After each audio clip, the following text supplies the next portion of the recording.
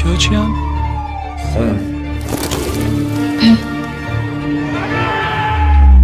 سەردەمی پێستی شێر کۆتایی هات.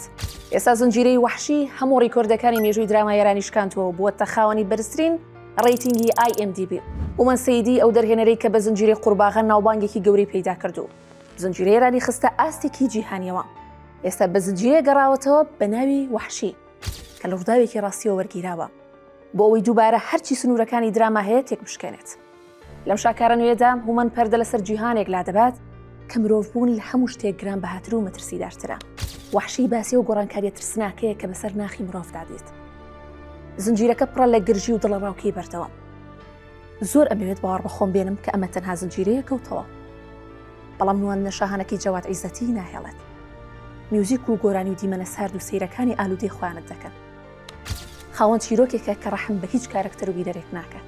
لە ئێستادا زنجیرەکە دووەرزی لێ پەخشکرا و هەموو بینەران بە تامەزرۆیەوە چاوەڕێی وەرزەکانی دیکەن. هەر ئەوەندە یەکەم ئەڵقەت بینی وەک من ئیتر ناتوانانی دەستبەرداری بیت.